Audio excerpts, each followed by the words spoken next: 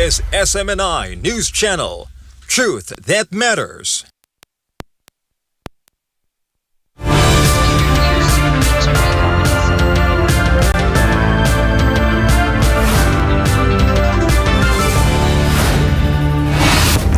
In the headlines, President Donald Trump declared the military campaign against Tehran a complete success. Trump warned that any attempts to rebuild damaged atomic facilities will trigger immediate bombing strikes. Israel's coalition government faces surging public fury as protests, billboards blanketed Tel Aviv's major freeways. The outcry comes amidst a historic constitutional clash with the Supreme Court ahead of the October elections.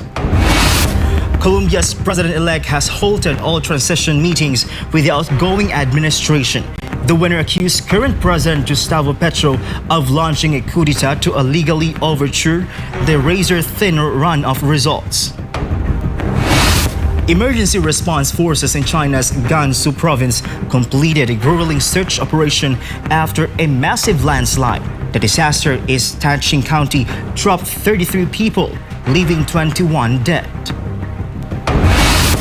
Back home, heated debates and in a fierce clash over an NBI witness dominated the third day of Vice President Sara Duterte's impeachment trial. The defense team targeted the witness to dismantle the prosecution's digital evidence of grave threats. And Malacanang expects a drop in the country's employment rate due to the impact of the global oil crisis. The government assured the public that direct financial aid to severely affected transport and fuel sectors will continue. I'm Prince Tripoli. Newsline World starts now.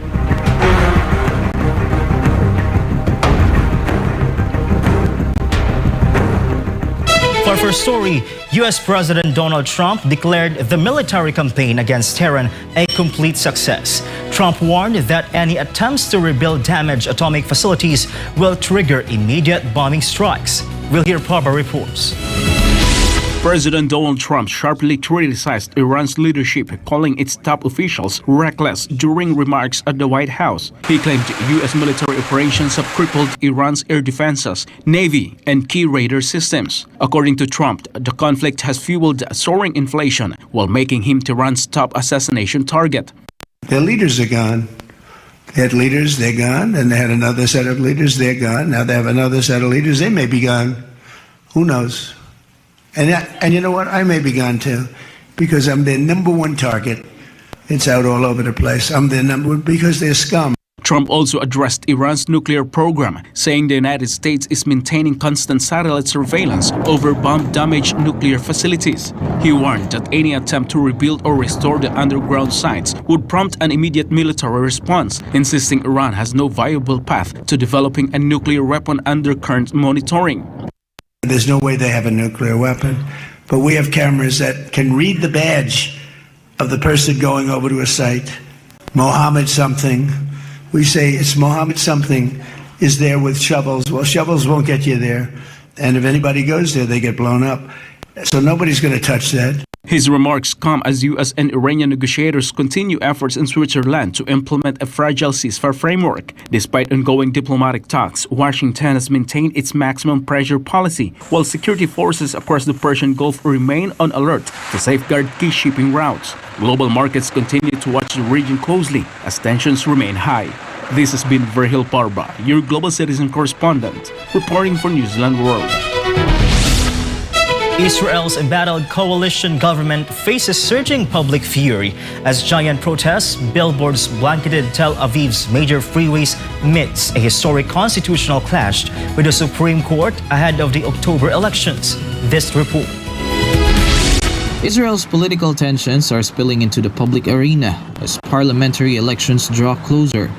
Giant billboards declaring complete failure in Iran, Lebanon, and Gaza have appeared along Tel Aviv's Ayalon Highway, part of an opposition campaign accusing Prime Minister Benjamin Netanyahu's government of using its clash with the judiciary to divert attention from national security concerns. The political offensive comes amid an unprecedented constitutional dispute between the government and the judiciary. On Sunday, the cabinet unanimously refused to comply with the Supreme Court order directing the Second Authority for Television and Radio to continue operating despite vacancies on its governing board. The move marks the first time an Israeli government has openly rejected a high court ruling. Justice Minister Yariv Levin defended the decision, calling the court's intervention judicial overreach, while opposition leaders warned it threatens the country's system of checks and balances. With legal and political tensions escalating ahead of the October elections, authorities have deployed additional police to manage growing demonstrations. Reporting for Newsline World, this has been Carlo de la Peña, SMNI News. Colombia's president-elect halted all transition meetings with the outgoing administration, accusing President Gustavo Petro of launching a coup d'etat to legally overturn the razor-thin runoff results. Virgil Parva is back for the details. President-elect Abelardo de la Espriella is accusing outgoing President Gustavo Petro and leftist candidate Ivan Cepeda of trying to block the peaceful transfer of power.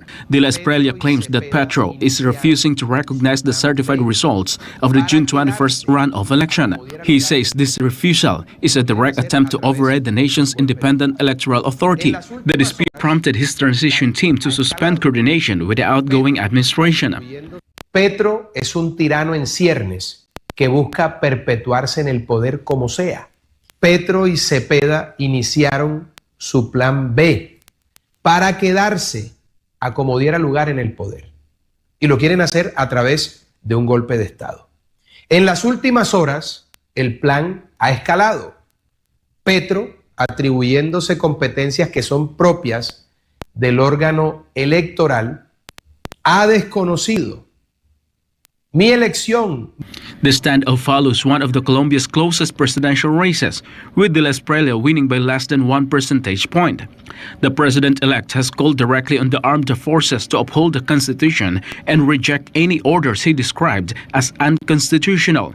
He is also accusing Petro's camp of trying to stay in power out of fear of future corruption investigation. Como presidente electo a las Fuerzas Armadas de la República de Colombia, que cumplan con su juramento, proteger la Constitución y la democracia y no obedecer ninguna orden que Petro esté dando en sentido contrario. Se suma el miedo que tienen tanto Petro como Cepeda del destape que vendrá, no solo frente a toda la corrupción que campeó en estos 4 oscuros años de desgobierno, sino de las consecuencias legales que tendrán sus vínculos con el narcoterrorismo. The Petro administration has responded to the move by also suspending transition meetings. Finance Minister Herman Avila says the incoming team's legal threats have completely disrupted the handover process. Government officials insist that all institutional reviews must be fully completed before power can be transferred ahead of the scheduled August 7 inauguration. Meanwhile, volatile demonstrations continue to grow on the streets of Bogota and other major cities.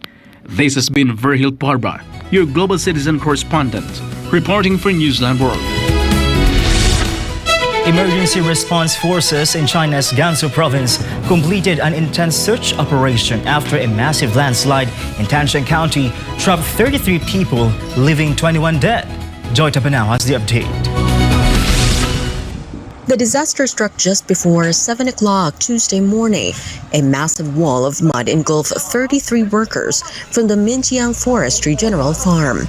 It completely buried the remote mountain area, cutting off their forest maintenance road. The landslide covered about 5,400 square meters of terrain. Debris was piled as high as 10 meters. Rescuers from China's Fire and Rescue Force used heavy equipment to dig through the mud.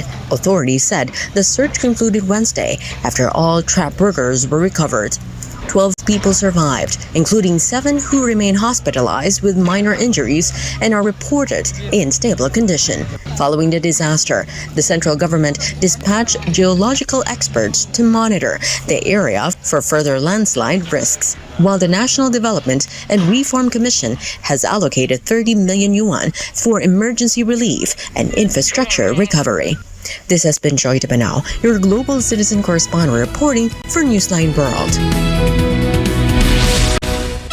Severe flooding triggered by Typhoon Maisak has turned the streets of southern China into a real-life horror flick after an estimated 900 snakes, including highly venomous cobras, escaped a local breeding farm. Stella Maris tells us more. As the reptiles hitching rides on porches and swimming through waist-deep water completely shattered the internet's collective calm, a heroic 10-person task force armed with fishing nets and stun guns is currently playing the wildest game of catch and release in history. The nightmare began on July 6 in Dengwei Village, a low-lying area in the Guangxi region famed for its massive snake breeding industry. When the local Yulan and Yunbiao reservoirs overflowed, a torrent of muddy water tore right through a commercial farm's enclosures, sending hundreds of cobras, king rat snakes, and water snakes out for an uninvited swim. While village chief Wu Zi quickly jumped onto loudspeakers to assure everyone that the vast majority of the escapees were actually non-venomous water snakes, the presence of rogue cobras sparked instant panic. The situation turned incredibly serious when one elderly resident was hospitalized after being bitten on night one. When floodwaters blocking ambulances, a volunteer doctor had to drive a grueling 200 kilometers through torrential rains to help out, while local hospitals even scrambled to see if delivery drones could fly anti-venom over the deep waters. Thankfully, the local community has proved they are built differently. While a professional 10-person squad is using specialized nets and electrical fishing gear to safely bag the snakes, unaffected neighbors have formed a volunteer snake patrol to clear out porches door to door. Experts say the reptiles aren't built for deep, prolonged floods and will likely perish if they don't find dry land soon. Until then, locals are being told to stay inside and leave the snake chasing to the pros. This has been Stella Maris, your citizen correspondent, reporting for Newsline World.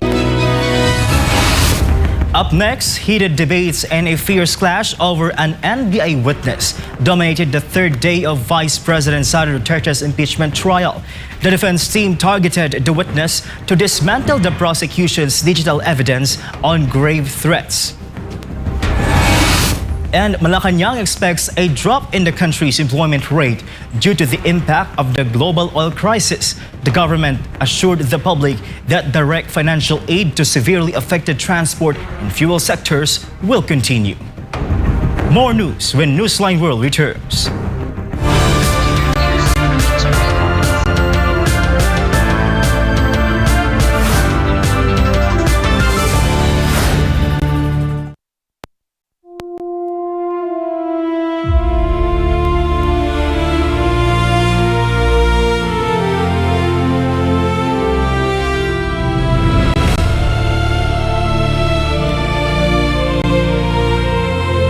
Sa bawat araw, sa bawat sandali, kami ay SMNI. Ang aming uniforme ay hindi lamang tela. Ito'y sagisag ng aming paninindigan.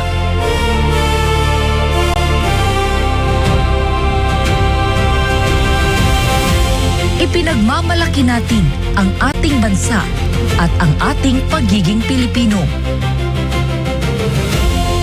Pinagsama ng nagkakaisang layunin, ating isinusulong ang revolusyon sa media.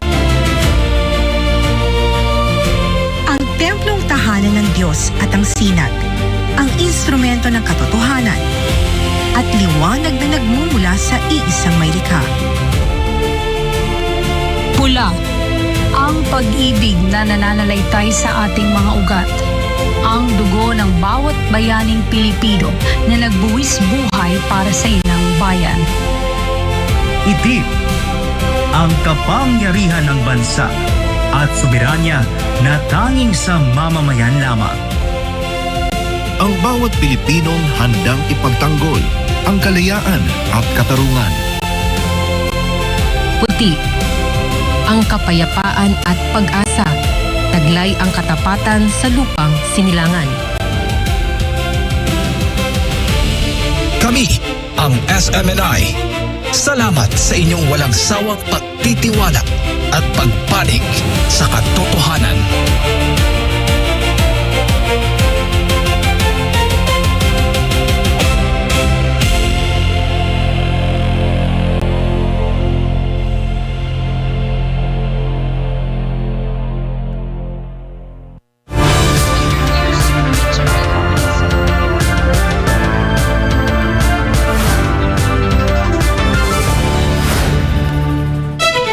And we're back. Impeachment heated debates and a fierce clash over key witnesses dominated the third day of Vice President Sara Duterte's impeachment trial. Daniela Politi outlines the intense cross-examination. Attorney Carlo Narvasa, defense counsel for the Vice President, began the cross-examination of NBI Senior Agent John Mark Calilong. Narvasa wanted Calilong to answer with a strict yes or no, a move that was heavily resisted by the prosecution panel. It's not in the rules. So, Your Honor, please, we cannot constrain a witness to answering either a yes or a no. The witness should be able to qualify. The prosecution will vehemently object to that, Your Honor. Presiding Officer Senator Cheese Escudero overruled Ligutan's objection, allowing Narvasa to continue questioning Calilong regarding his credibility. The defense questioned his training and qualifications as an expert in authenticating photos and videos. A segment from the online press conference of Attorney Zuleika Lopez on November 23, 2024 was also played during the session. The defense argued that Calilong proceeded with his investigation without knowing the full context and content of the video. Sir, do you know who that is in the video that you identified? Attorney Zuleika, as far as I remember, sir. And Attorney Zuleika, as far as you remember, Attorney Zuleika is who in relation to the Vice President? You may answer not a yes or no question. She is there in that video because she was cited in contempt by the House of Representatives, correct? If you are aware, you're the investigator. Prior to the... Sir, my question again. The witness is about to answer. Witness was in the process of answering. Prior to the scene, I have no personal knowledge, but based on her statement during the video, I think it was mentioned. So you didn't investigate the things that happened prior to the scene, correct? Sir, yes or no? We have investigated, sir. Investigated. I only say I don't have personal knowledge, sir, because I'm not present during that time, sir. Witness is not responsible. Particular clip of the video. If you know, given that you investigated the incident, as you said. As far as I remember, there is a hearing in the House of Representatives. What committee, sir? I can't remember the committee, sir. Among the issues scrutinized by the defense was the NBI's failure to follow certain recommendations from the DOJ Prosecution Service concerning the affidavit of investigation first submitted by the NBI in January 2025. Specifically, they noted the absence of affidavits from the media personnel who attended the online press conference in November, as well as the lack of affidavits from the offended party of the individuals who were allegedly threatened.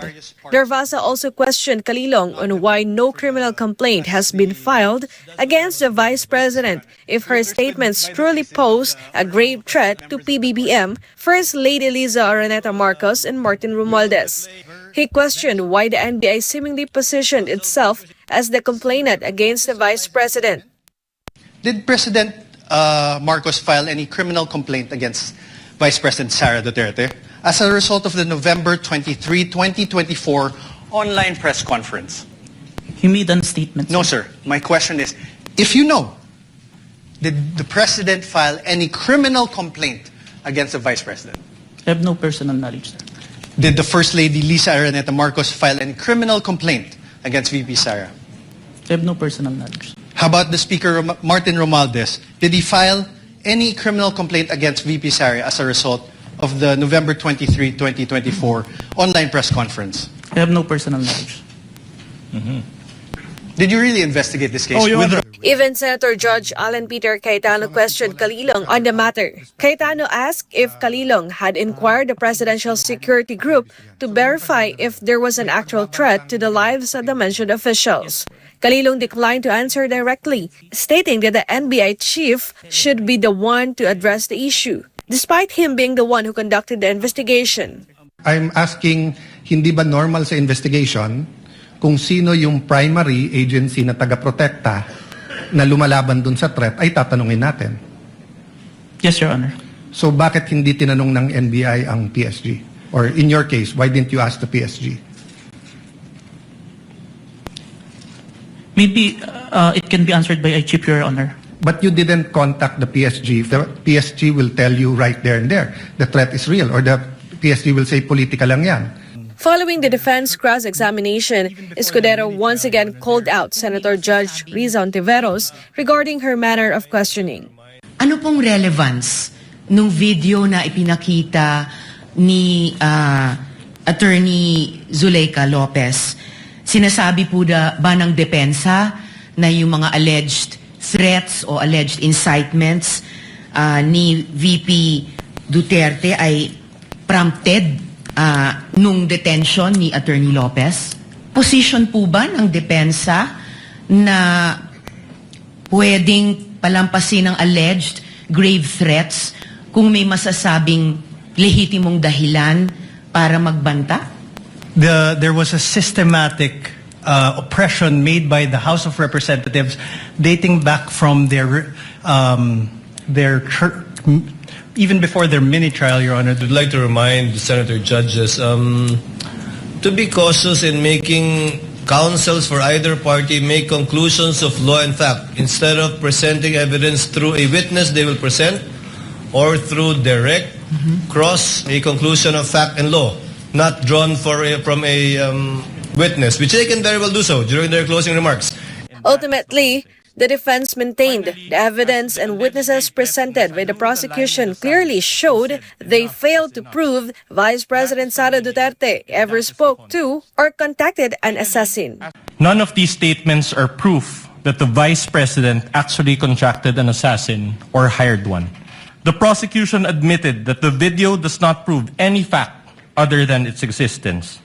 Trying to prove this stretched narrative using a hodgepodge of materials is a waste of this honorable court's time. The defense argued that it is actually the Vice President and her family whose safety is under threat under what they called Operational Plan Romanov. Vinluan further asserted that the Vice President has committed no impeachable offense. Reporting News. A veteran lawyer has labeled the House prosecution panel's witness for the first 2 days of the impeachment trial against Vice President Sara Duterte as detrimental and a useless witness. MJ Modiar has the story. Senior NBI agent John Mark Calilong testified in the impeachment trial for 2 consecutive days. He was one tasked to conduct the investigation and gather evidence regarding the video pronouncements of Philippine Vice President Sara Duterte, which allegedly contained threats against the First Family and President Marcos. But for former Chief Presidential Legal Counsel Sal Panelo, the testimony of the House prosecution's first witness did not help their case. Hindi naman makakatulong sa kanila, makakasama pa nga eh. Hindi makakatulong sapagkat hindi naman kini-question ng depensa, wala akong narinig na may kumontra doon sa video. Panelo added that Vice President Sara herself is not denying her statements against the President and the First Family, and that even the defense panel is not questioning the contents of the said video. Kasi ang pinag-uusapan ng presentasyon ng testigos, sinasabi nila na itong taong ito magbabalidate, mag-authenticate na merong video at nandun si Inday Sara at nagsalita ng mga ganito at ganyan. Teka muna, bakit? Sino ba nagki-question na hindi niya sinabi yun? Sino ba nagki-question na hindi nangyari yun? Wala. Because of this, Attorney Panelo called Calilong a useless witness and that his testimony might even up harming the prosecution's case.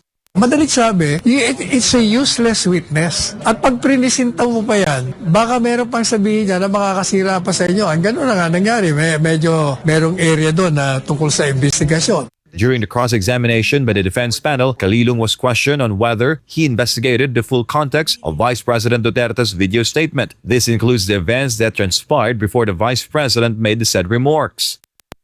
Witness is not responsive. The question was, what happened prior to this video, this particular clip of the video, if you know, given that you investigated the incident, as you said? As far as I remember, there is a hearing in the House of Representatives. What committee, sir?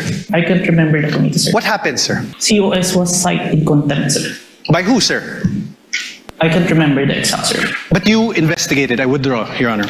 Meanwhile, Panelo maintained that all articles of impeachment against the Vice President are weak. He claims the proof of this is that Article 4, or the grave threat against the President, was the first one discussed by the prosecution. For Panelo, it seems the prosecution is still looking for additional evidence or witnesses for Articles 1, 2, and 3 of the impeachment complaint. It's not a threat kasi conditional na, hypothetical pa. At si Chief Presidential Legal Counsel, the late Juan Ponce Enrile, pareho ng opinion namin, nagbigay na siya ng opinion dyan. It's not a grave threat. It's not a threat kasi conditional nga eh. So madalit sabi, bakit pinagpipilitan nyo? Kasi nga, sinisiraan nila si Inday Sara. After the marathon hearings this week, another set of witnesses will be cross-examined next week in the continuation of the impeachment trial against Vice President Sara Duterte, who was voted by 32 million Filipinos, the biggest vote in the Philippine elections.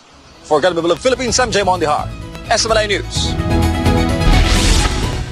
Malacanang expects a drop in the country's employment rate due to the impact of the global oil crisis. At the same time, the government assured that the provision of aid and assistance to sectors affected by the crisis will continue. Creslin Catarong reports. Malacanang announced that a decline in the country's employment rate was already expected following the release of the latest labor force survey by the Philippine Statistics Authority, or PSA. Presidential Communications Office Undersecretary Claire Castro stated Wednesday that one of the main reasons for the drop in employment is the impact of the global oil crisis, which was worsened by the conflict in the Middle East. According to Castro, even the agricultural sector was hit by the decline in employment. Tinitignan din po ito ni Secretary Kiko Laurel, anong sektor, dahil talaga pong malaki rin po ang naging epekto ng naging kaguluhan sa Middle East sa ating mga kababayan. Kaya nga po tuloy-tuloy ang pagtulong at pagbibigay ng ayuda. The palace clarified that even before the conflict broke out in the Middle East, the government was already preparing for its possible impact on the livelihood of workers. She explained that among those heavily affected are fishermen due to the high price of fuel, which prevents them from setting out to sea and earning a living. Although the distribution of aid to affected sectors continues, Castro noted that this cannot serve as a long-term solution. Halimbawa po, yung mga mangisda. Dahil nga po sa taas ng crudo at the time, although nabibigyan sila ng ayuda, pero hindi naman kakayanin lahat, no? Na kumaga araw-araw or monthly or ang pagtulong sa pagbibigay ng mas mababang cost ng fuel. Because of this, some fisher folks and workers in the agricultural sector are forced to look for alternative sources of income or relocate to other areas and jobs to support the daily needs of their families. Data shows that the employment rate in the Philippines reached 95.2% in May 2026, which is lower compared to the recorded 96.1% in May 2025. This figure is also lower compared to the 95.3% employment rate recorded in April 2026. Reporting for Newsline World, this has been Creslin Catarong, SMNI News.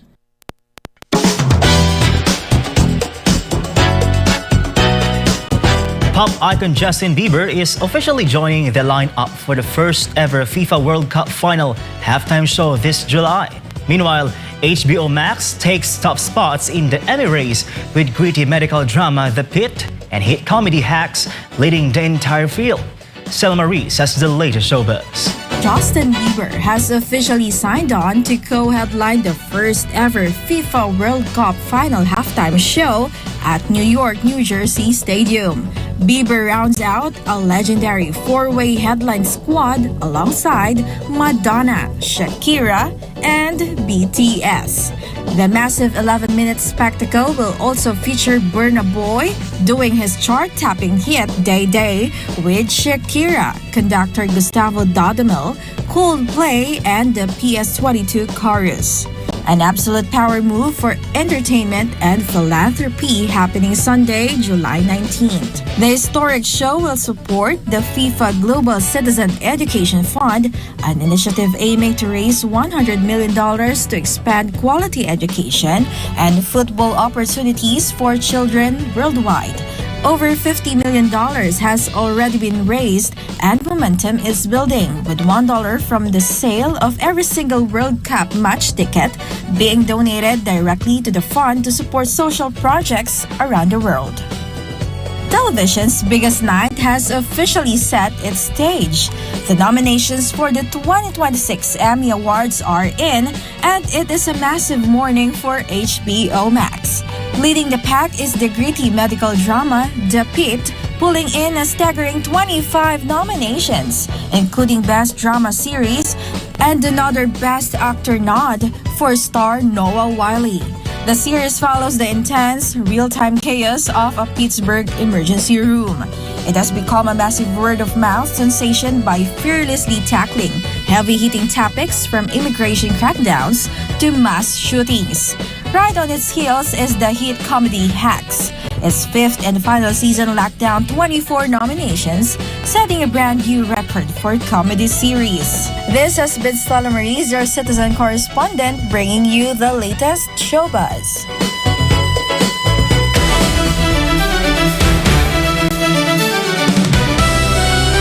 In sports, British wildcard Arthur Ferry continued his Dream Wimbledon campaign after reaching the men's semi-finals for the first time. Meanwhile, Donovan Mitchell had agreed to a 4-year, $273 million maximum contract extension with the Cleveland Cavaliers. Carl De La Peña tells us more. Arthur Ferry stunned 9th seed Flavio Cobolli to become the first men's wild card in 25 years to reach the Wimbledon semi-finals, extending a remarkable run at the All England club. The 23-year-old Briton, ranked outside the world's top 100, said he has always believed he could become a top player, but admitted reaching the Wimbledon semi-finals was beyond his expectations. Ferry now joins Novak Djokovic, Yannick Sinner, and Alexander Zverev in the tournament's final four. He will face second seed Alexander Zverev for a place in a championship match, with a British hopeful aiming to continue his fairy tale run in front of a home crowd. Ferry looks to keep his historic Wimbledon campaign alive as he chases a dream first Grand Slam final on the eve of his 24th birthday. Meanwhile, Donovan Mitchell committed his long-term future to Cleveland after agreeing to a 4-year, $273 million maximum contract extension, keeping the All-Star guard with the Cavaliers through at least the 2030-31 season. Mitchell, who joined the Cavs in the 2022 trade from Utah, averaged 27.9 points, 5.7 assists, and 4.5 rebounds last season, while leading Cleveland to the Eastern Conference Finals. The 29-year-old said after the playoffs that he had unfinished business in his pursuit of an NBA championship with the franchise. The extension also fuels speculation that 4-time NBA MVP LeBron James could return to his hometown team in free agency, with Cleveland among the reported contenders for the veteran superstar services. Mitchell's new deal secures the Cavaliers' franchise cornerstone and could strengthen Cleveland's chances of bringing LeBron James back for another title run. Reporting for Newsline World, this has been Carlo De La Peña bringing you the latest sports news. And before we end, may you be inspired with the words of the song.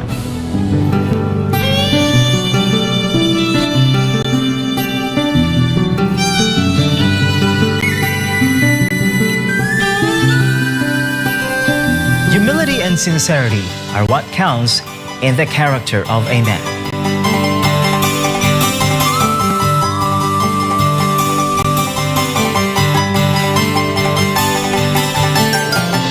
And that's all for this edition of Newsline World. For God and my beloved country, the Philippines, I'm Prince Tripoli. Thank you for watching and goodbye.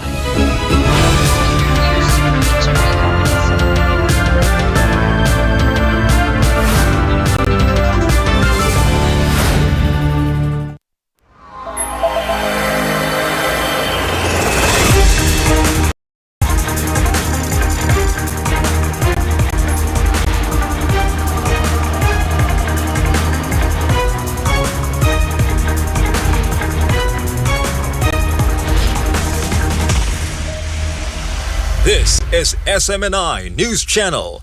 Truth that matters.